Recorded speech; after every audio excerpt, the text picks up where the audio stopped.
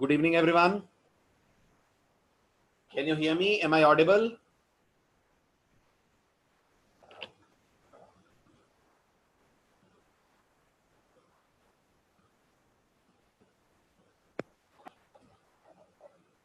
चलिए आगे बढ़ें।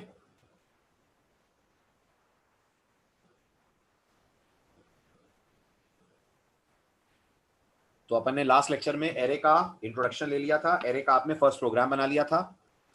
अब एरे के बारे में कुछ और जरूरी बातें डिस्कस करके शुरू करते हैं इसकी प्रोग्रामिंग। सबसे पहला पॉइंट जो हमें डिस्कस करना है that is syntax errors in array declaration. ऐसी कौन कौन सी बातें हैं जो एरे को डिक्लेयर करते वक्त आपको ध्यान रखनी है, जिन्हें आपने अगर नहीं माना तो गौर करिएगा, कंपाइलर दे देगा एरर। तो मैं जितने पॉइंट आपको इस टॉपिक में बताने जा रहा हूं ये सब सिंटैक्टिकली जरूरी हैं। इनमें से एक भी पॉइंट अगर आपने वॉयलेट करा तो कोड कंपाइल भी नहीं होगा।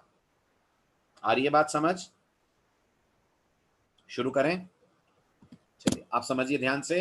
एरे का पहला रेस्ट्रिक्शन, एरे का पहला रेस्ट्रिक्शन है the size given to an array while declaring it। जब डिक्लेयर करते हैं तो साइज देते हैं, जवाब दीजिए। देते हैं। Must compulsorily be a constant. वो भी कैसा? Integer constant. Must compulsorily be an integer constant and cannot be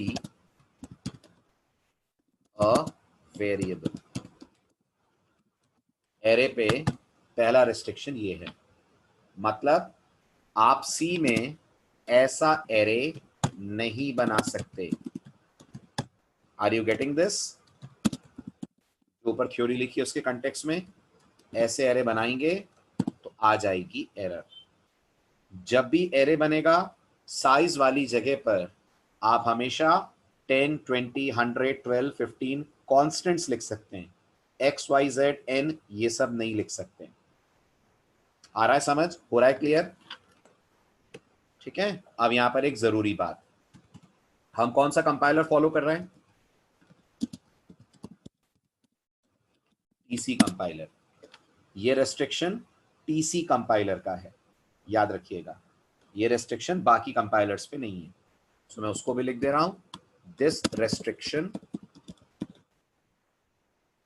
is only in turbo compiler, not in GCC or CLang or LLVM और MSVC compilers।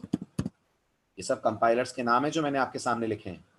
GCC, CLang, LLVM, Microsoft Visual C, they all are different compilers। इनमें से कोई भी compiler इस restriction के against नहीं है, लेकिन टर्बो कंपाइलर कहता है मेरे यहाँ ये रेस्ट्रिक्शन चलेगा और प्रोग्रामर साइज कांस्टेंट दे, वेरिएबल देगा तो आ जाएगी एरर। आ रहा है समझ? है ना? इसलिए आपको कई जगहों पर इंटरनेट पे ट्यूटोरियल्स में, बुक्स में वैसा एरे बना हुआ दिखेगा जिसके लिए मैंने एरर कहा है, बट देन वो बुक्स टर्बो की जगह दूसरे कंपाइलर्स को यूज कर रही होंगी। और हम कोड ऐसा लिखें जो अक्रॉस एवरी कंपाइलर चले तो वो बेटर होगा। हम ये नहीं कह सकते कि सर इसके लिए कंपाइलर बदल लेते हैं अपन, ये चलने लग जाएगा। ये एक सोच हो सकती है, लेकिन हमें ऐसा सॉल्यूशन ढूंढना है इस प्रॉब्लम का जो अक्रॉस एवरी कंपाइलर काम करे। और सॉल्यूशन का नाम भी सुन लीजिए, उस सॉल्यूशन का नाम है डायनेमिक मेमोरी एलोकेशन, जो आप पॉइंटर चैप्टर पढ़ने के बाद सीखेंगे। उस सॉल्यूशन का नाम है डीएमए, जो आप लोग सीखेंगे आफ्टर लर्निंग पॉइंटर्स। क्लियर है? चलूं आगे? बढ़िया। तो ये है रेस्ट्रिक्शन नंबर 1। रेस्ट्रिक्शन नंबर 2 जो सारे कंपाइलर्स पे एप्लीकेबल है। अब जो मैं बताऊंगा वो सबके लिए है, तो मैं पर्टिकुलर कंपाइलर का नाम नहीं लिखूंगा, it's common to all compilers. What is that? The size of an array is a compulsory feature, that is we cannot leave the array size as blank. So अगर आप ऐसा एरे बनाने की सोच रहे हैं जहां आप स्क्वायर ब्रैकेट लिखें पर कुछ ना दें, this also will give an error. आई बात समझ? बिना साइज के एरे नहीं बनता। आप इनफाइनाइट साइज के एरे नहीं बना सकते या अनडिफाइंड साइज के एरे नहीं बना सकते। कंपाइलर एरे बनाएगा लेकिन उससे पहले उसे आपसे एरे की साइज चाहिए। अगर आप साइज नहीं बता पाएंगे तो वो एरे भी नहीं बना पाएगा। हुआ क्लियर? आप इसमें भी याद रखिएगा एक खास बात है, और वो खास बात आपके सामने अभी आएगी, ठीक है? वो है in one special case this is allowed, और वो केस सारे कंपाइलर्स के लिए, ठीक है? वो केस अभी थोड़ी देर में पढ़ेंगे तो फिर लौट कर इस पॉइंट पे वापस आएंगे। जब तक नहीं पढ़ रहे तब तक मैं बस स्पेशल केस वर्ड लिख रहा हूं। तो इन जनरल आप यही मानकर चलें साइज जरूरी है।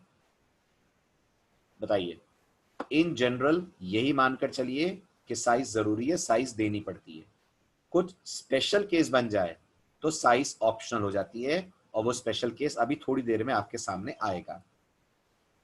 एरे का तीसरा restriction, the minimum size we can give to an array is, आप बताइए, इज 1।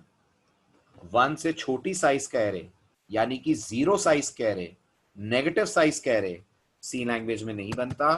बनेगा तो कंपाइलर उस पे भी दे देगा error. If I right INT ARR 0, this is an error. और कंफ्यूज मत होइएगा लास्ट लेक्चर से। लास्ट लेक्चर में आपने ARR 0 लिखा था पर वो एरे बना नहीं रहे थे आप, वो आप एरे का 0th सेल एक्सेस कर रहे थे। मैं साइज की जगह पर कह रहा हूं 0 नहीं आ सकता, इंडेक्स की जगह पर 0 आ सकता है। आ रही है बात समझ? साइज वाली जगह पर 0 लिखेंगे तो एरर है, इंडेक्स वाली जगह पर 0 अलाउड है। ठीक है? तो ये हुई एरे पे आने वाली पॉपुलर सिंटेक्स एरर्स, जिनका आपको ख्याल रखना है। नहीं रखेंगे तो कंपाइलर एरर देने में देर नहीं लगाएगा। अब नेक्स्ट टॉपिक पे आते हैं, वो है इनिशियलाइजिंग एन एरे। अब आप अपना प्रीवियस लेक्चर याद कीजिए और मुझे बताइए, आपने पिछले लेक्चर में एरे में इनपुट लिया था?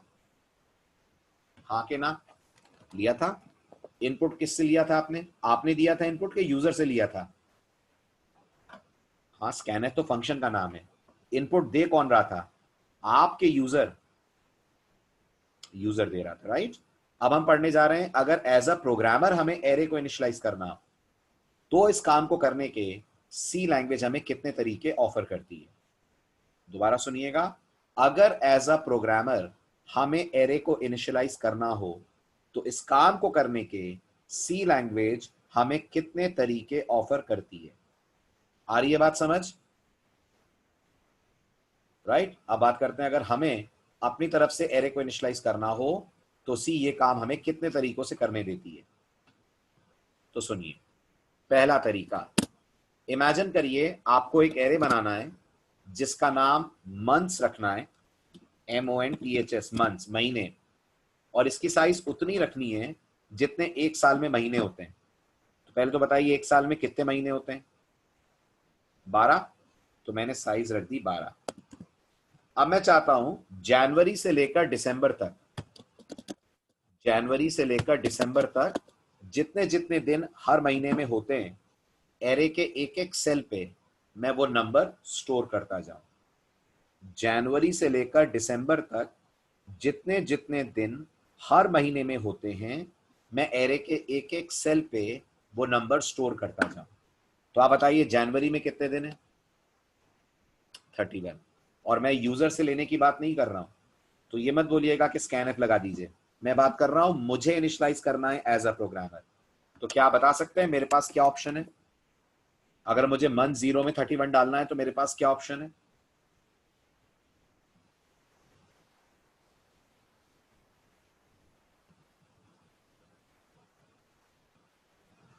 इतना सोचना पड़ रहा है इतने से सवाल में। ऑप्शन है आप लिखते हैं मंथ 0 इक्वल टू 31, ऐसे ही करना पड़ेगा और क्या है ना। फिर लिखना पड़ेगा मंथ्स 1 इज इक्वल टू 28, मान लीजिए नॉन लीप ईयर है। मंथ्स 2 इज इक्वल टू फिर 31, और ऐसे करते करते कितने स्टेटमेंट लिखेंगे बताएं जरा। ऐसे अगर इनिशियलाइज करने की आदत डाली तो कितने लिखेंगे, मंथ्स 11 इज इक्वल टू 31। ऐसे अगर चलते चले तो लिखने पड़ेंगे टोटल 12 स्टेटमेंट इनिशियलाइज करने के, एक स्टेटमेंट डिक्लेयर करने का, टोटल 13 स्टेटमेंट। 11 कहां से आ गए, टोटल 13 स्टेटमेंट्स लगे ना, 1 line for declaration and 12 lines for initialization. Yes और नो। ठीक, अब सी आपको इसका शॉर्टकट देती है। सी का कहना है अगर आप जानते हैं कि आपको कौन से सेल में क्या वैल्यू डालनी है, तो है पता है किस महीने में कितने दिन होते हैं, डू वी नो दिस, है ना। तो जब आपको पता है कि किस महीने में कितने दिन होते हैं, तो सी आपको एक एडवाइस देती है।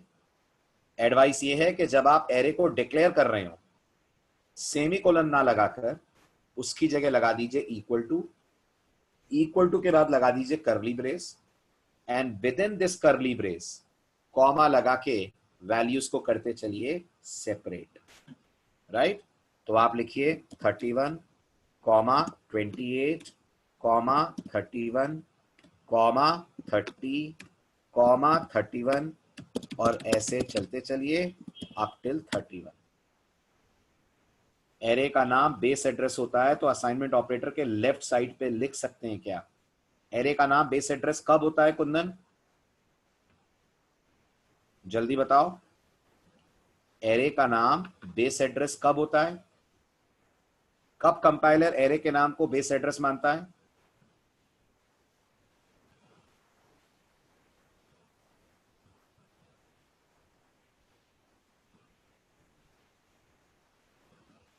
जब यूज करते हैं, राइट।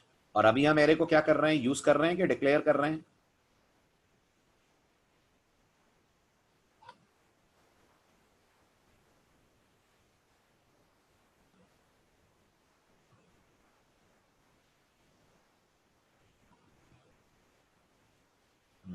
तो जब हम एरे को डिक्लेयर कर रहे होते हैं तब हमें इक्वल टू लगाने की इजाजत है, परमिशन है, क्योंकि अभी एरे बना नहीं है और अभी कंपाइलर ने उसके ऊपर ये रूल नहीं लगाया है कि एरे का नाम उसका बेस एड्रेस होता है।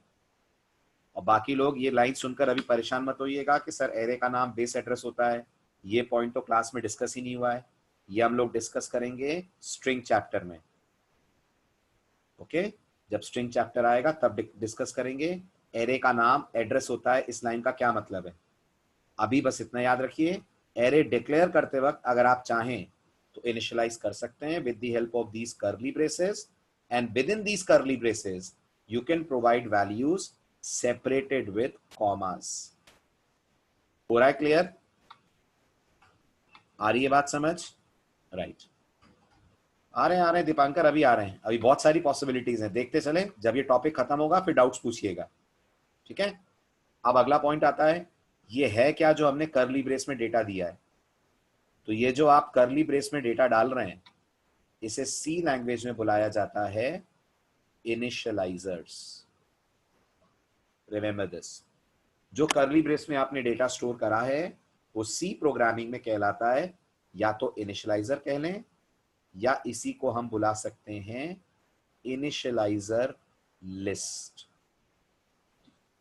दोनों में से कोई भी एक वर्ड आप यूज कर सकते हो, either you can call it initialiser और you can call it initialiser list, ठीक है। अब ये जो इनिशियलाइजर लिस्ट है, कंपाइलर इसकी भी शर्त रखता है, कंडीशन रखता है आपके लिए। क्या कंडीशन रखता है, सबसे इंपॉर्टेंट कंडीशन, ये आप तभी दे सकते हैं जब आप एरे को डिक्लेयर कर रहे हो, तब नहीं दे सकते हैं जब आप एरे को डिक्लेयर कर चुके हो। आई रिपीट, ये आप तभी दे सकते हैं जब आप एरे को डिक्लेयर कर रहे हो, तब नहीं जब आप एरे को डिक्लेयर कर चुके हो।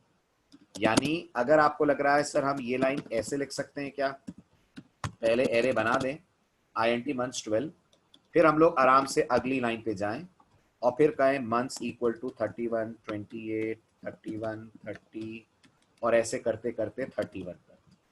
अनफॉर्चुनेटली बहुत गलत सोच रहे हैं अपन, और कंपाइलर इसको देखेगा और दे देगा एरर।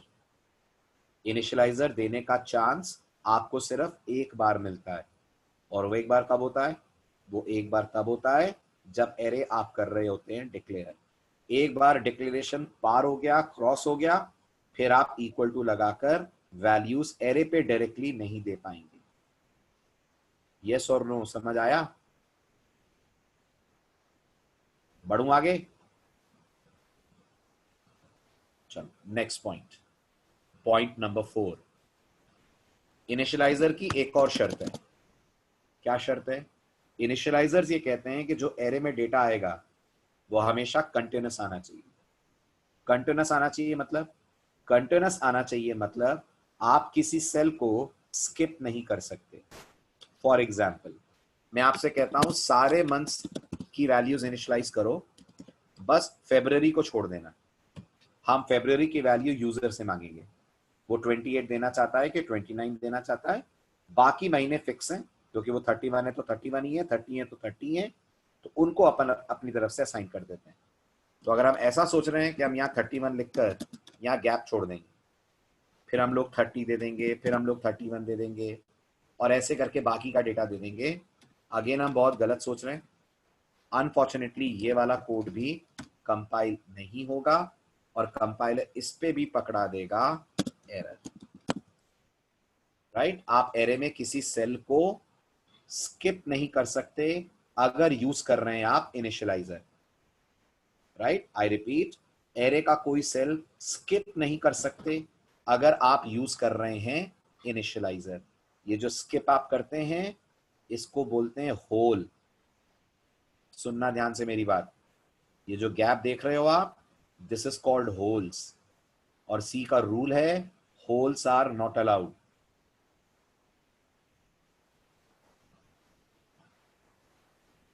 आगे बढ़ूं? ठीक है, ठीक। अब जरा फर्स्ट वाले स्टाइल को देखिए और मुझे बताइए, क्या ये फर्स्ट वाले स्टाइल में अगर मैं ये वाली लाइन ना लिखूं तो कोई इशू है क्या? मंथ्स 1 इक्वल टू 28, इसे गायब कर दूं, कुंदन को अनम्यूट करूं? हाँ कुंदन बोलो, करो अनम्यूट कुंदन। बोलो, हम आवाज नहीं आ कि रही है जो आपकी। इंट मंथ 12 हम लोग लिखे हैं, मंथ जो मंथ इंडेक्स 0 इक्वल टू 31 लिखे हैं, तो असाइनमेंट ऑपरेटर के पहले बेस एड्रेस रहता है एरे का नाम। तो फिर हम लोग के असाइनमेंट ऑपरेटर के पहले मंथ मंथ 0 कैसे इंडेक्स दे रहे हैं? तुमने कहाँ पढ़ा है कि एरे का नाम बेस एड्रेस होता है? किसने बताया तुमको? बीजाईक्यू से सर पढ़े हुए हैं अभी बेज आई क्यू, लेक्चर तुमने पे। पूरी बात तो सुनी नहीं है। बेज आई क्यू में, बेज आई क्यू में कौन पढ़ाता है? सचिन सर। Yes sir. क्या बोलते हैं वो सचिन सर, कि एरे का नाम हर तरह से बेस एड्रेस होता है? नहीं बच्चे, सुनो ध्यान से, एरे का नाम अलग होता है कुंदन। ये एरे का नाम नहीं है, ये एरे के नाम के साथ जीरो लगा हुआ है। जब एरे के नाम के साथ जीरो लग जाता है तो वो एरे का इंडेक्स हो जाता है, एरे का नाम नहीं रहता। तुम दो बातों में कंफ्यूज हो रहे हो। मैं देखो इसके अभी भी कह रहा हूं ये गलत है, ये वो है जो तुम कह रहे हो। एरे का नाम इक्वल टू के लेफ्ट पे नहीं आ सकता, नहीं आ सकता, लेकिन जमीन आसमान का अंतर है मंथ्स और मंथ्स जीरो में। मंथ्स जीरो में तुम सिर्फ मंथ्स को देख रहे हो, पूरे को देखो। मंथ्स जीरो का मतलब क्या है, समझो ध्यान से। अगर ये एरे है, इमेजिन करो ये हमारा मंथ्स एरे है, 0 से लेकर 11 तक इसके इंडेक्सेस हैं, नाम इसका मंथ्स है, तो मंथ 0 इस सेल का नाम है कुंदन, और मंथ्स पूरे एरे का नाम है।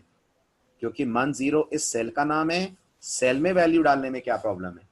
सेल के नाम से थोड़ी ना एड्रेस आ रहा है, एरे के नाम से एड्रेस आ रहा है। Yes sir. तो दोनों में अंतर है, मंथ 0 यस अलग सर। चीज है, मंथ्स अलग चीज है। ठीक है? Yes sir. डाउट सॉल्व हो गया? डाउट? Yes sir. हाँ जी, बाकी लोगों को क्लियर हुआ? आगे बढ़ूं? राइट। तो आप इनिशियलाइजर यूज करते वक्त होल्स नहीं दे सकते। हाँ, तो मैं आपसे कुछ पूछ रहा था, मैं पूछ रहा था ये जो फर्स्ट वाला स्टाइल है, इसमें अगर मैं मंथ्स 1 इक्वल टू 28 हटा दूं तो चलेगा? फर्स्ट वाले स्टाइल में बिल्कुल चलेगा। और क्या पड़ा रहेगा मंथ्स 1 में? मंथ्स 1 में पड़ा रहेगा गार्बेज, है ना? तो वहां कर सकते हैं अपन ऐसा, लेकिन यहां पर नहीं कर सकते हैं अपन कि अपन सेल को ब्लैंक छोड़ दें। बहुत से स्टूडेंट्स मुझे बोलते हैं सर हम वहां जीरो लिख दें, तो बिल्कुल चलेगा, जीरो लिख देंगे तो कोई दिक्कत नहीं है। लेकिन आप ये तो नहीं कह सकते ना कि आपने कुछ नहीं दिया। जीरो भी तो एक वैल्यू है, सोचकर देखिए, जीरो भी तो एक डेटा है। तो मैं वही कह रहा हूं, आपको कुछ तो देना पड़ेगा, आप छोड़ नहीं सकते हैं वहां पे डेटा। जबकि आप फर्स्ट वाले स्टाइल में अगर चलें तो आप जिस सेल में देना चाहें दें, जिसको छोड़ना चाहें छोड़ें। जिस सेल को छोड़ देंगे, नहीं देंगे, उसमें बाय डिफॉल्ट आ जाएगा गार्बेज। आया समझ? बढ़े आगे अपन लोग। इसको वैसे ही लिख दूं जैसे था, मंथ्स 1 इक्वल टू 28। 4 पॉइंट्स हो गए। अब आते हैं पॉइंट नंबर 5 पे। इनिशियलाइजर की अगली खास बात समझिए। जब आप इनिशियलाइजर्स असाइन करते हैं तो याद रखिएगा ये इनिशियलाइजर एरे के साइज के बराबर हो सकते हैं। रिमेंबर दिस, ये एरे की साइज से कम भी हो सकते हैं, ये भी याद रखिएगा।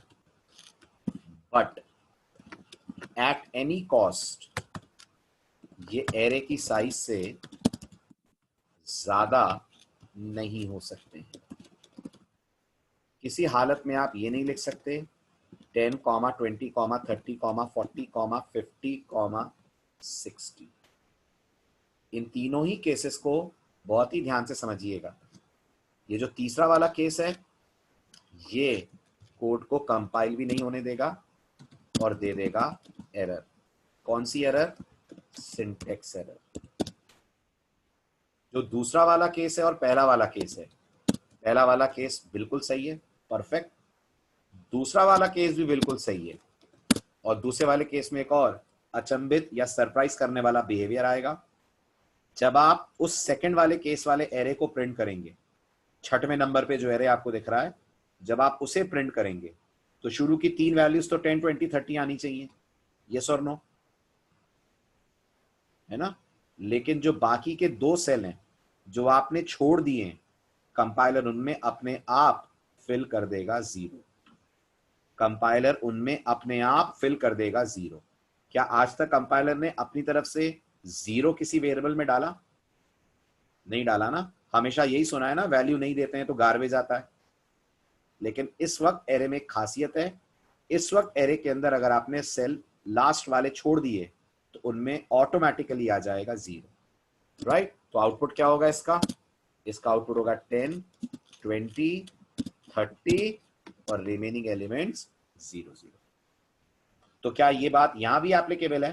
फर्स्ट वाले केस में अगर मैंने कुछ छोड़ दिया लास्ट में तो उसमें 0 आएगा? नहीं, इस वाले केस में गार्बेज आएगा, इसमें 0 नहीं आएगा। इसमें अगर आपने वैल्यू नहीं दी तो कंपाइलर बाय डिफॉल्ट डालेगा गार्बेज। इसमें अगर आपने वैल्यू नहीं दी, 6 वाले केस में, तो कंपाइलर डाल देगा लास्ट में 0। आ रहा है समझ? इस तरह से बनाया गया है चंद्रकांत। वाई कैसे कह सकते हैं अपन? इस तरह से कंपाइलर डिजाइंड है कि कंपाइलर एरे के आखिरी सेल्स में आपसे कुछ नहीं मिलता है तो खुद ही 0 डाल देता है। इस तरह से उसको लिखा गया है। वाई का जवाब कैसे देंगे अपन? ठीक है, बढ़े आगे।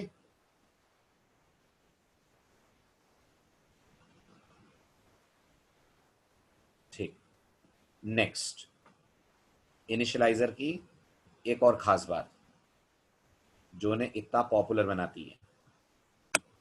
अब सी आपको एक ऑप्शन और देती है, और वो ऑप्शन ये कहता है कि अगर आप इनिशियलाइजर्स दे रहे हैं, अगर आप ये गारंटी लेते हैं, पक्का प्रॉमिस करते हैं, पक्का वादा करते हैं कि आप इनिशियलाइजर देंगे तो कंपाइलर आपको एक एक्स्ट्रा बेनिफिट ये देता है कि आप एरे की साइज को टोटली छोड़ सकते हैं ब्लैंक। बिना साइज दिए एरे बना दीजिए, कंपाइलर कंप्लेंट नहीं करेगा। और अगर आप लेक्चर ध्यान से सुन रहे हैं तो अभी 10 मिनट पहले मैंने आपसे कुछ कहा था। डिड आई से something? Yes, I told you array में साइज कंपलसरी है, बट एक स्पेशल केस में दिस इज अलाउड। दिख गया आपको स्पेशल केस क्या है? वो स्पेशल केस है अगर आप प्रोवाइड कर रहे हैं इनिशियलाइजर। तो अगर आप इनिशियलाइजर देने की गारंटी ले रहे हैं तो कंपाइलर कहता है चलो साइज ऑप्शनल है, ठीक है। बाय द वे, फिर कंपाइलर को साइज कैसे पता चलेगी? कंपाइलर कैसे पता करेगा फिर एरे कितने का बनाना है? वो अपने आप इनिशियलाइजर्स गिनकर साइज कैलकुलेट कर लेगा। कंपाइलर अपने आप इनिशियलाइजर्स गिन लेगा और साइज कैलकुलेट कर लेगा। तो यहां पे लिख देता हूं, compiler will automatically count the number of initialisers and make it the size of the array. Compiler इसे एरे की साइज मानकर चलेगा। आया समझ? हो गया क्लियर? अब बताइए क्या डाउट था। अब आप लोग पूछिए, कुछ क्वेरीज आ रही थी जिन्हें मैं अभी आंसर नहीं कर रहा था और मैंने कहा था डिस्कशन पूरा हो जाए फिर पूछिएगा। आई थिंक चंद्रकांत को डाउट था। किसको डाउट था? There were some questions. Dipankar को डाउट था। अगर कुछ देंगे नहीं देंगे तो क्या होगा? दीपांकर, आपका डाउट सॉल्व हुआ?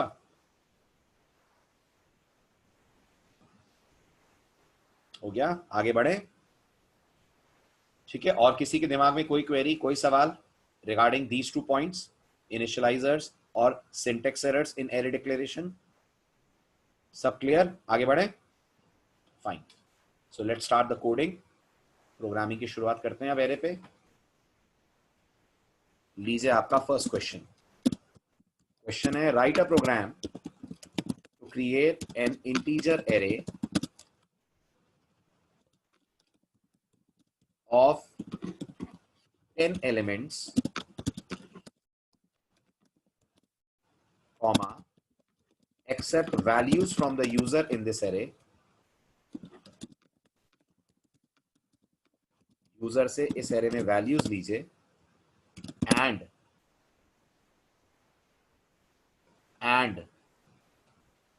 Finally display the data. Data मतलब वैल्यूज। चलो डिस्प्ले वैल्यूज मत करो आप तो। And finally display sum and average values of the array. ये करना है। ज्योति को डाउट है, जब 8th पॉइंट में वैल्यू कितनी भी डाल सकते हैं फिर तो क्या? ज्योति आगे क्या हुआ फिर तो के बाद?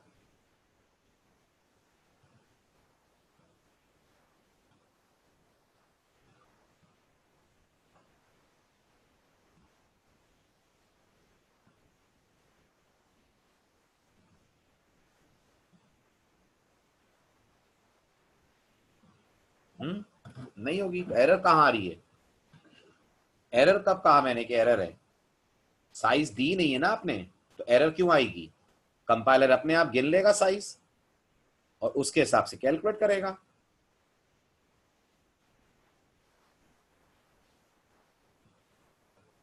इसमें एरर का पॉइंट कहां आ रहा है ज्योति? मैं समझा नहीं। एरर की बात ही नहीं है। ये तो सी की तरफ से दी गई फैसिलिटी है ना कि आप इनिशियलाइजर दे रहे हो अगर तो साइज ब्लैंक छोड़ सकते हो। ठीक है, आगे बढ़े। चलिए बनाइए फटाफट कोड। और ये डेटा किससे लेना है? आपको देना है कि डेटा यूजर से लेना है? जल्दी जल्दी आंसर दीजिए। डेटा आप देंगे कि यूजर देगा? तो जो अभी पढ़ा है वो मत लगा दीजिएगा। इनिशियलाइजर मत यूज कर लीजिएगा, डेटा यूजर से लेना है अपन को। बनाइए जल्दी।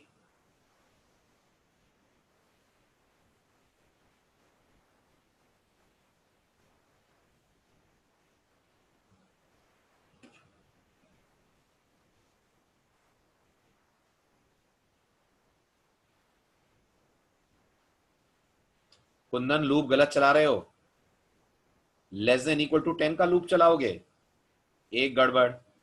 दूसरी गड़बड़, इनपुट कहां लिया तुमने,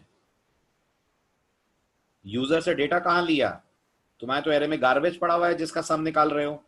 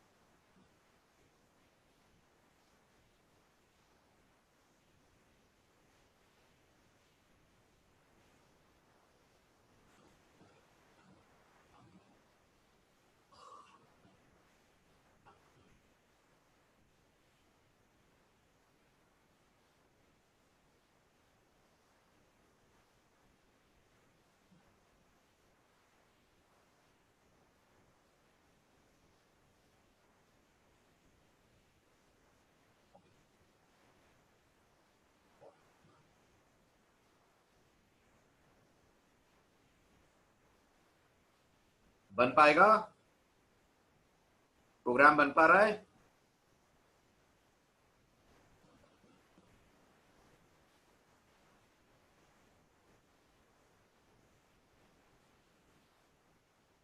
एवरेज भी चाहिए, सिर्फ सम नहीं। विकास एवरेज भी निकालिए।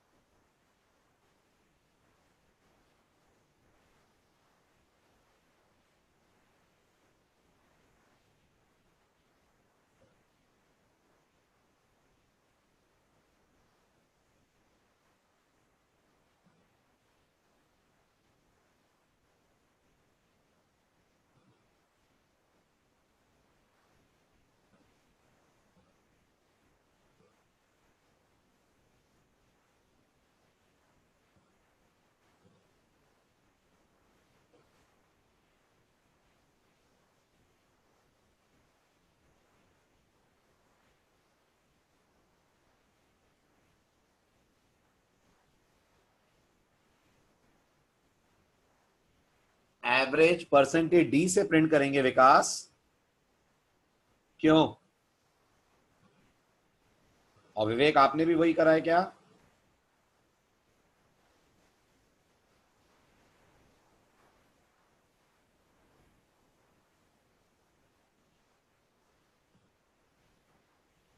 दीपांकर लूप के अंदर एवरेज निकलेगा, जितनी बार लूप घुमाएंगे उतनी बार एवरेज निकालेंगे।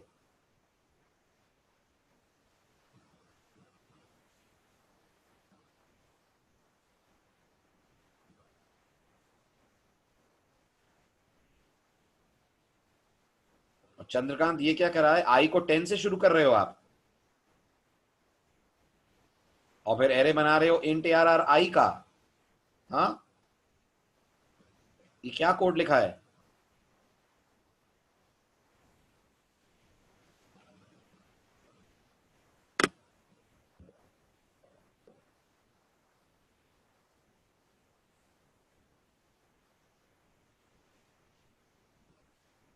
क्यों चंद्रकांत, ये क्या कोडिंग करी है?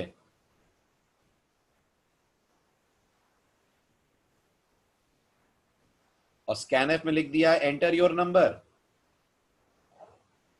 कैसा प्रोग्राम लिख रहे हो, ना सर है ना पैर है प्रोग्राम का, उल्टा सीधा कुछ भी लिखा हुआ है उसमें। स्कैनएफ में एंटर योर नंबर लिखते हैं।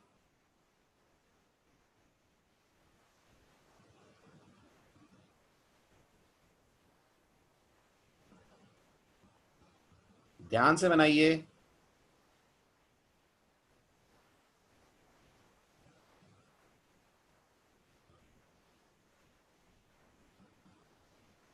कुंदन फिर गलती कर रहे हो।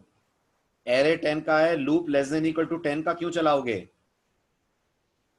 अगर एरे 10 का है तो loop less than equal to 9 तक चलेगा ना।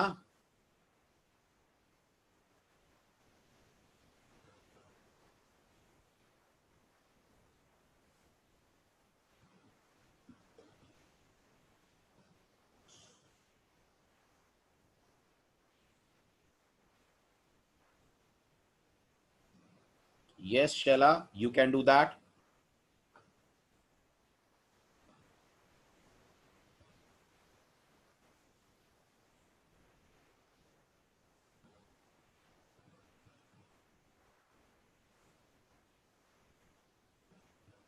चलिए मैं बना रहा हूं, करिए आप लोग मैच। सबसे पहले तो बताइए प्रोग्राम में वेरिएबल कितने लगेंगे? मिनिमम। एरे मिलाकर मिनिमम कितने वेरिएबल लगेंगे? वेरी गुड, मिनिमम लगेंगे 3 वेरिएबल। एक एरे, एक लूप चलाने के लिए आई, और एक सम। तो एवरेज वेरिएबल की जरूरत नहीं है क्या? एवरेज के लिए वेरिएबल की जरूरत नहीं है? नहीं है। अगर सिर्फ एवरेज निकाल कर दिखाना ही है तो वो डायरेक्ट आ जाएगा अगर हम सम को डिवाइड कर दें नंबर ऑफ एलिमेंट से। समझ आ रही है बात? तो आप में से कुछ लोगों ने फ्लोट एवरेज लिया है, उसको अवॉइड कर सकते हैं, जरूरत नहीं है उसकी। अब आइए मेन के अंदर। मेन के अंदर आकर एक एरे बनाते हैं। लूप चलाने के लिए एक आई, और नंबरों को ऐड करके रखने के लिए एक सम नाम का वेरिएबल लगेगा। इतने तो आपके प्रोग्राम में वेरिएबल्स यूज होंगे। फॉर लूप में आप लिखेंगे i equal to 0, i less than equal to 9, i plus plus. For loop के अंदर आकर आप लिखेंगे printf डबल कोट्स में एंटर एलिमेंट। जो भी यूजर नंबर देगा स्कैनर से आप उसे स्कैन करके ARR में रख सकते हैं।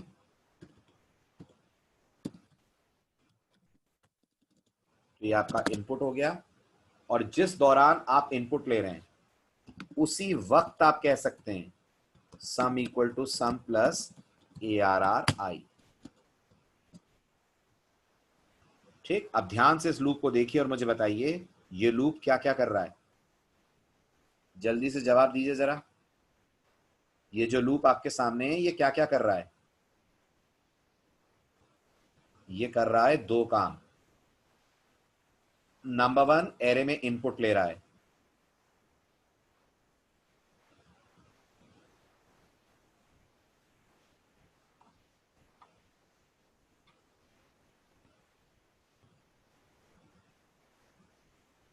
ये आपके एरे के सेल्स हो गए। ठीक, ये एरे का नाम हो गया ARR। गुड। आई के वैल्यू इनिशियली 0 है। प्रोग्राम कंडीशन ट्रेस करेगा या टेस्ट करेगा 0 less than equal to 9। Condition true है कि फॉल्स है? ट्रू है। यूजर से नंबर मांगेंगे। मान लीजिए नंबर आता है 25। कहां जाकर स्टोर होगा 25? जल्दी आंसर दें। 25 स्टोर होगा ARR 0 पे। अब बताइए इस लाइन से क्या होगा? Sum equal to sum plus ARR से। सम की करंट वैल्यू 0 है, उसमें ऐड हो जाएगा ARR 0। ARR 0 कितना है? 25। तो सम हो जाएगा 25। ठीक, फिर इसके बाद कंट्रोल आई को इंक्रीमेंट करेगा। आई 0 से 1 हो जाएगा। क्या 1 भी 9 से छोटा है? अंदर आएंगे, प्रोग्राम यूजर से सेकेंड इनपुट मांगेगा। सेकेंड इनपुट जाकर स्टोर होगा ARR 1 पे। मान लीजिए यूजर ने दिया 15। सम वाली लाइन चलेगी, sum equal to sum plus ARR। Sum में कितना है? 25। ARR में कितना है? 15। दोनों ऐड होंगे तो सम में आ जाएगा 40। राइट, इस तरह से आपका लूप चलता जाएगा। हर बार यूजर से आपको एक नंबर मिलता जाएगा। ये मान लीजिए वो नंबर यूजर ने दिए आपको, इस तरह से सारे नंबर एरे में प्लेस होंगे और इन सब का टोटल आ जाएगा आपके सम नाम के वेरिएबल में। अल्टीमेटली लूप से बाहर निकलिए, सम तो आपके पास है ही, तो वो तो डायरेक्ट प्रिंट हो जाएगा by writing sum is percentage d comma sum. जहां तक बात एवरेज की है, आप लिखेंगे average is percentage f comma float of sum divided by 10। ये फ्लोट लिखना जरूरी है क्या? अगर फ्लोट नहीं लिखेंगे तो ये बन जाएगा इंटीजर अपॉन इंटीजर। फ्लोट नहीं लिखेंगे तो फिर 10.0 करें, कुछ तो करना पड़ेगा। एग्रीड? कुछ तो करना पड़ेगा अपन को, या तो अपन फ्लोट ऑफ सम लिखें और या फिर करें सम अपॉन 10.0। अनम्यूट करूं? ओके मोनल। जी मोनल, क्या डाउट है बोलिए। Hello sir, good evening sir. Good evening. Sir मैंने जो यूज़ किया था ना, sum equal to sum plus i ले लिया था, वो गलत है। तो सम वो equal to sum plus i करेंगे तो इंडेक्सेस ऐड होंगे, हमें वो इंडेक्सेस ऐड थोड़ी करने हैं। ये आई है 0 1 2 3 और ये ARR आई है 25 15। हाँ सर, वो मेरा ए आई ले लिया था, तो मेरे को अभी जब मैंने आपने देखा ना, आपने लगाया ना ए आर आर, तो मेरा वहाँ गलत हो गया था सर। और तो प्रोग्राम पूरा सही था sir. Very good, okay sir, thank you sir. Welcome. बाकी समझ में आ रहा है? आगे बढ़ूं? चलिए अब एक लेवल ऊपर चलते हैं। क्वेश्चन में हल्का सा चेंज कर रहा हूं मैं। अब फिलहाल आपने किसका सम कैलकुलेट करा है? सारे नंबरों का ना? सारे नंबर ऐड कर दिए ना आपने एरे के? राइट। अब क्वेश्चन है, write a program to create an array of 10 integers comma accept values from the user in that array and calculate the sum of even numbers as well as sum of odd numbers of the array separately। सबसे पहले तो आप मुझे इस question का answer दें, मैं कौन से इवन और ऑड नंबरों की बात कर रहा हूं? क्या मैं बात कर रहा हूं 0 2 4 6 8 इनकी? नहीं, ये इवन पोजीशंस हैं। मैं बात कर रहा हूं इवन एलिमेंट्स की। तो आप मुझे बताइए इस एरे में इवन कौन कौन है? 40 12 6 18 16। इन सब का सम अलग चाहिए और ऑड वालों का सम अलग चाहिए, ठीक है? और इस एरे के लिए मत बना दीजिएगा कोड जो आपको स्क्रीन पे दिख रहा है। कोड ऐसा बनाइएगा कि किसी भी एरे पे काम करे, चाहे डेटा उसके अंदर किसी भी तरह का इंटीजर फॉर्म में हो रहा है क्लियर? बनाइए जल्दी। यूजर से एरे में इनपुट लीजिए और एरे के इवन नंबर्स और एरे के ऑड नंबर्स दोनों का सम अलग अलग निकालिए।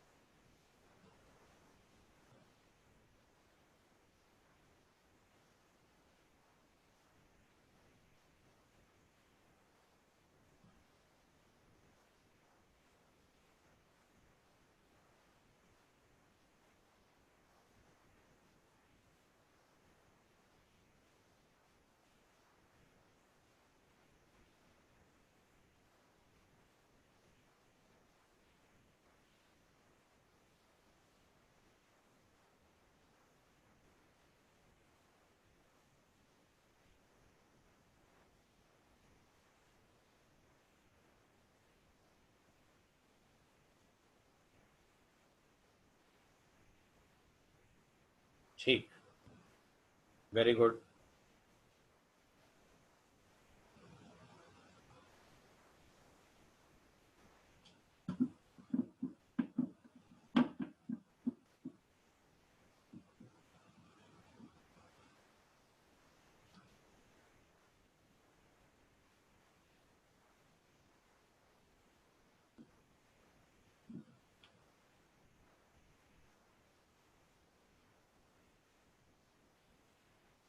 बिल्कुल ठीक है विकास, परफेक्ट।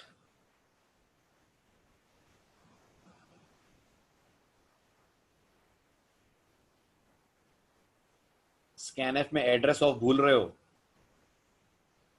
और कॉमा भी आएगा एरे के नाम के पहले। खैर कॉमा तो लगाया आपने, एड्रेस ऑफ भूल रहे हो।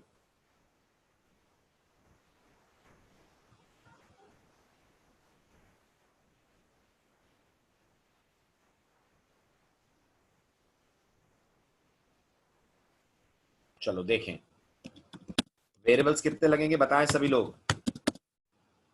प्रोग्राम में कितने वेरिएबल की जरूरत है आपको इस कोड को इंप्लीमेंट करने के लिए?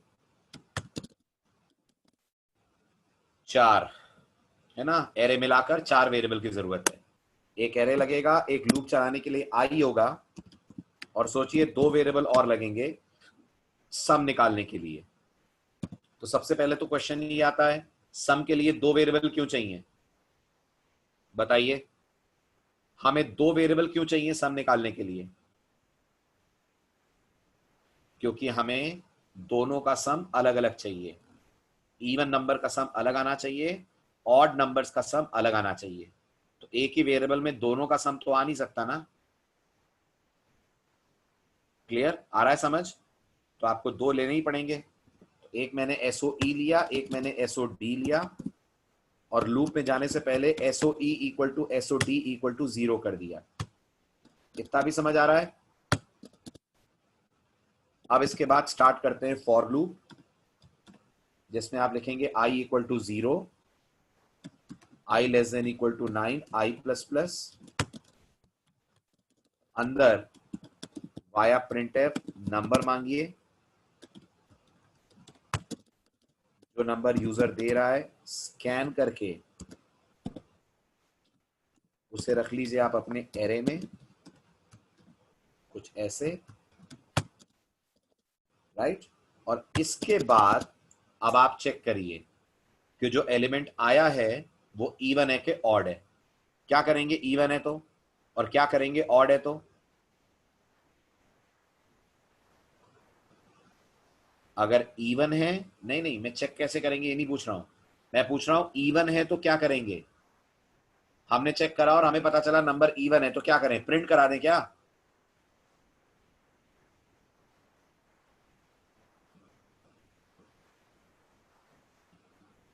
नहीं, अगर नंबर इवन है तो उसे हम ऐड कर लें SOE में, और नंबर ऑड है तो उसे हम ऐड कर लें SOD में, राइट।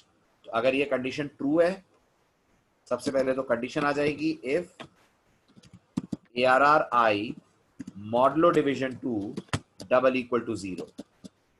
अगर ऐसा है तो SOE में आ जाए SOE प्लस ARRI, और अगर ऐसा नहीं है तो फिर SOD में आ जाए SOD plus ARRI। Finally loop को हम करें क्लोज, लूप के बाहर प्रिंटफ में लिखें sum of even is %d comma SOE, another printf sum of odd is %d comma SOD, and the usual get ch।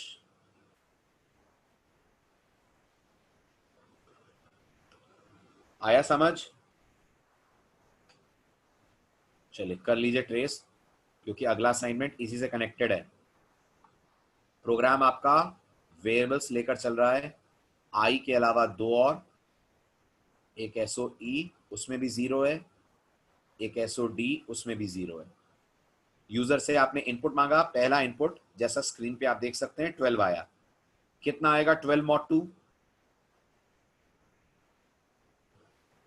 0 आएगा। 0 double equal to 0 condition true होगी, होगी। Control SOE equal to SOE plus ARRI करेगा। SOE के अंदर 0 है, ARRI के अंदर 12 है, दोनों ऐड होंगे तो SOE में 12 आ जाएगा। फिर कंट्रोल एल्स को इग्नोर करते हुए पहुंचेगा I प्लस प्लस पे। I 1 हो जाएगा, हो जाएगा। लूप फिर चलेगा, यूजर आपको सेकंड इनपुट देगा, मैं मान रहा हूं सेकंड इनपुट 3 आया। कितना होता है 3 mod 2? 1। 1 double equal to 0, true के फॉल्स? फॉल्स। कोड जाएगा एल्स पार्ट में और जिस SOE में 0 था उसमें 1 ऐड करके 1 कर देगा, कर देगा।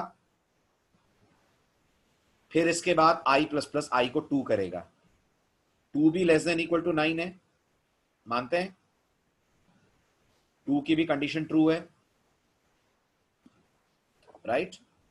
अंदर आएंगे, यूजर ने नंबर दिया 15, कितना होता है 15 mod 2? 1। 1 double equal to 0, 1 double equal to 0, false. Else में गए, SOD के अंदर अपन ने ऐड कर दिया, सॉरी ये 3 था, SOD में 0 प्लस 3 3 था ही, उस 3 में ऐड हो गया 15, SOD हो गया 15 प्लस 3 18। और अब फ्लो आई थिंक क्लियर हो रहा होगा। जितनी बार इफ ट्रू होगा डेटा SOE में ऐड होगा, जितनी बार इफ फॉल्स होगा डेटा SOD में ऐड होगा। होगा ऐसा? क्लियर है? अब लीजिए इसका मॉडिफिकेशन। थर्ड क्वेश्चन है, modify the previous code so that now your program calculates the average of even and odd numbers also separately। बनाइए। आप सम तो निकाल ही रहे हैं, सम तो निकले ही निकले, सम के साथ साथ एवरेज भी निकले। बनाइए जल्दी। इवन का अलग चाहिए, ऑड का अलग चाहिए। ये पिछला कोड आपके सामने है, लगाइए दिमाग और करिए अप्लाई।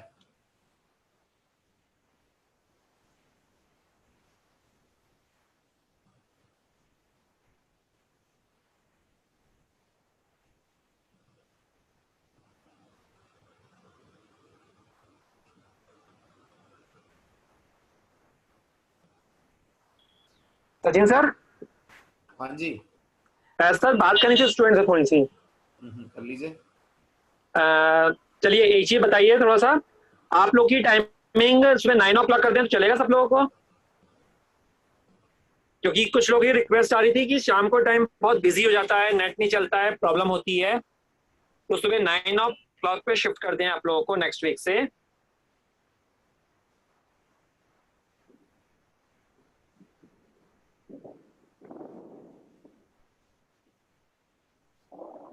या कॉलेज की क्लास कितने बजे चालू होती है आप लोगों की?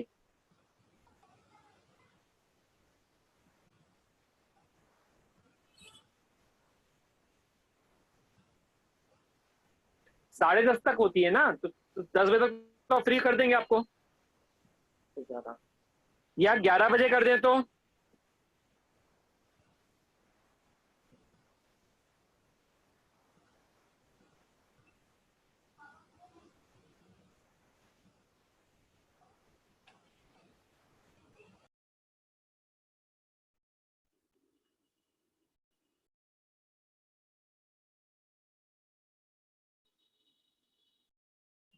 चलिए ऐसा करते हैं, अभी तो ट्यूसडे आई है, ट्यूसडे सेम टाइम ही आना है, कोई चेंजेस नहीं कर रहे हैं। फिर देखते हैं अपन क्या करते हैं, फिर या तो 1-2 दिन क्लास रख के देखते हैं, फिर अपन देखेंगे उसके बाद, है ना? तो ट्यूसडे अपने सेम टाइम पे आई है और उसके बाद थर्सडे 1-2 दिन क्लास रख के देखते हैं। अगर मॉर्निंग कंफर्टेबल होता है तो मॉर्निंग ही शिफ्ट कर देंगे फिर आपको।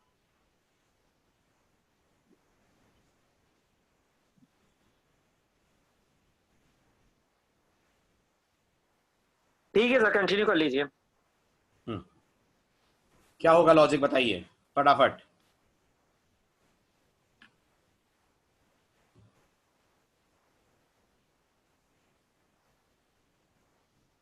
जल्दी जल्दी बोलिए क्या होगा लॉजिक।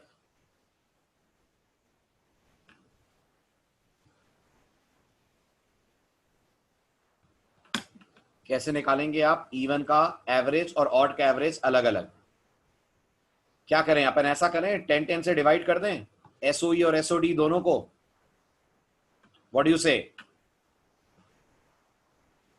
नहीं, गलत हो जाएगा राइट। 10 तो टोटल एरे की साइज है, तो फिर क्या करें 5-5 से डिवाइड कर दें, ऐसा कर लें।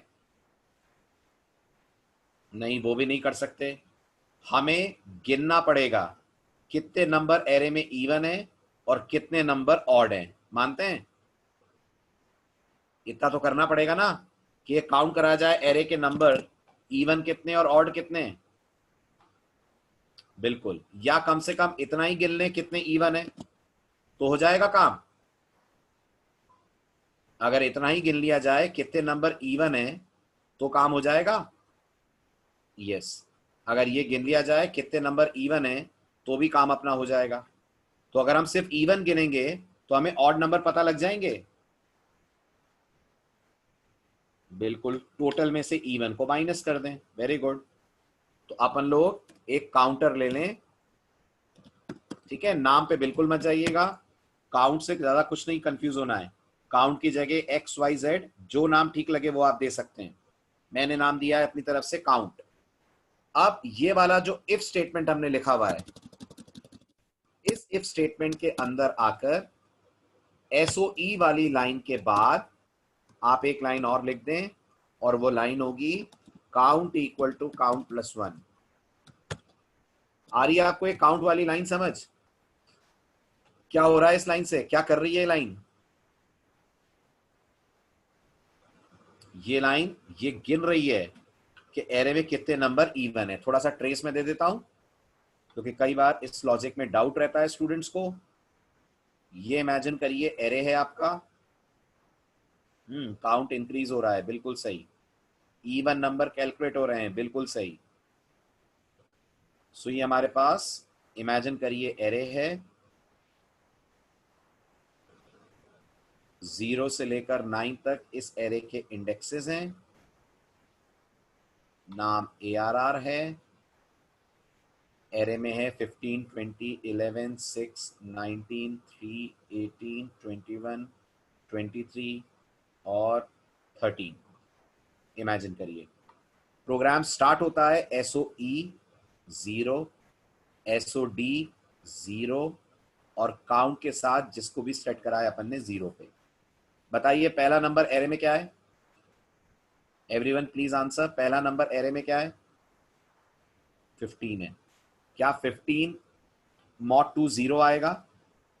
नहीं आएगा, कोड चला जाएगा एल्स में, SOD के अंदर 15 आ जाएगा। काउंट 0 ही रहेगा क्योंकि काउंट इस बात का इंडिकेशन दे रहा है कि एरे में अभी तक इवन नंबर एक भी नहीं आया है। तो आप मानते हैं फर्स्ट सेल तक एरे में अभी भी एक भी इवन नंबर नहीं है ना, खाली 15 ही और वॉर्ड है। कोड आगे बढ़ेगा, आई की वैल्यू इंक्रीमेंट होगी, यूजर आपको सेकेंड इनपुट देगा। सेकेंड इनपुट 20 है, कितना होता है 20 mod 2? 0। 0 double equal to 0 satisfied? Yes. Code SOE में ऐड करेगा 20, ये 20 हो जाएगा। Count equal to count plus 1, counter को कर देगा 1। ये इंडिकेट कर रहा है कि हमें पहला इवन नंबर मिला। फिर i प्लस प्लस होगा, i की वैल्यू 2 हो जाएगी, यूजर ने दिया 11, 11 जाकर 15 में जुड़ जाएगा तो 15 प्लस 11 26 हो जाएगा, लेकिन काउंट अभी भी 1 रहेगा। सही भी है, आप चेक करिए अगर इन 3 नंबरों की बात करें तो इन 3 में कितने इवन है? 1, और काउंट वही बता रहा है आपको। फिर i की वैल्यू बढ़ेगी, i पहुंचेगा 3 पे, यूजर ने आपको 6 दिया, 6 mod 2 0 होगा तो 26 में 20 में 6 ऐड हो जाएगा तो ये हो जाएगा 26, और नोटिस करिए काउंट इंक्रीमेंट होकर 2 हो जाएगा। तो चेक करिए इन 4 नंबर तक 2 नंबर इवन आ चुके हैं। तो अब मुझे लगता है लॉजिक का फ्लो समझ में आ रहा होगा आपको। काउंट उतनी बार बढ़ेगा जितनी बार एरे में हमें इवन नंबर्स मिलेंगे।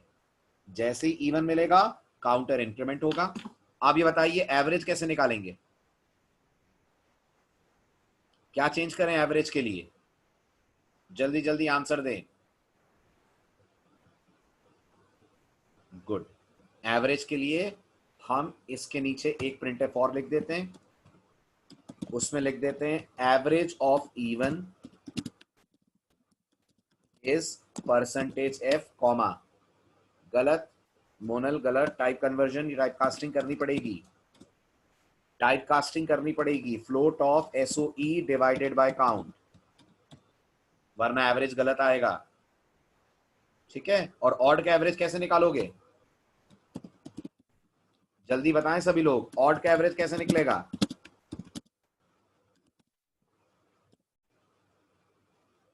Percentage f comma, good, float of SO float of 10 minus SOE से डिवाइड कर दीजिए, 10 माइनस काउंट से डिवाइड कर दीजिए एसओडी को। Float of SOD divided by 10 minus count. हो रहा है क्लियर? और ये 10 माइनस काउंट पे पैरेंथेसिस लगाना जरूरी है। 10 माइनस काउंट पे क्या पैरेंथेसिस लगाना जरूरी है? यस, नहीं तो पहले सॉल्व हो जाएगा एसओडी अपॉन 10, फिर उसमें से काउंट घटेगा। ठीक है। अब इस प्रोग्राम के अंदर कुछ प्रॉब्लम दिख रही है आपको? इस प्रोग्राम में कोई प्रॉब्लम, कोई दिक्कत नजर आ रही है?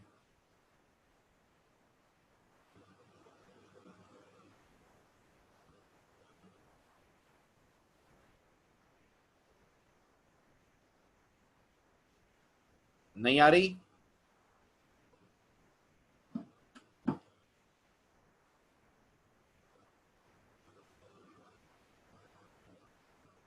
है कि नहीं है?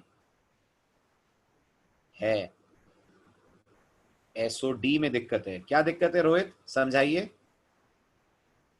क्या लग रहा है आपको एसओडी में क्या प्रॉब्लम है?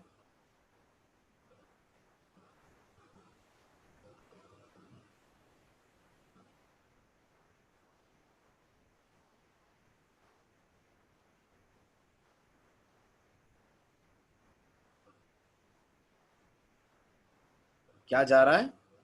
डॉट जा रहा है? क्या लिखा है रोहित, मैं समझ नहीं पा रहा हूं। प्रिंटफ के बाद क्या है? प्रिंटफ के बाद सेमीकोलन है और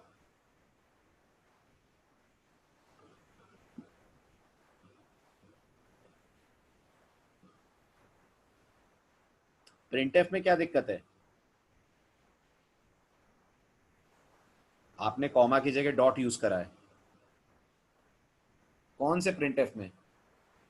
अच्छा यहां, ओ वो तो चलिए टाइपिंग मिस्टेक है, मैं वो नहीं कह रहा हूं। मैं बात कर रहा हूं कुछ और प्रॉब्लम की। ऐसे ढूंढ ढूंढ के निकालोगे तो एक आध और मिल जाएंगे। हेडर फाइल नहीं लगी है, एक ये भी प्रॉब्लम लग रही है। थोड़ा गैप ज्यादा लग रहा है लाइनों के बीच में, ये भी थोड़ी प्रॉब्लम लग रही है मुझे। आरजीबीवी का पेपर नहीं दे रहे हैं अपन, हैं? कुछ भी उसमें ढूंढना है। लॉजिक की प्रॉब्लम बच्चे, लॉजिक की प्रॉब्लम। ये तो टाइपोज हैं छोटे मोटे। लॉजिक में कुछ गड़बड़ लग रही है कि नहीं लग रही है? प्रिंटफ कंटिन्यू है। प्रिंटफ कंटिन्यू है मतलब ज्योति?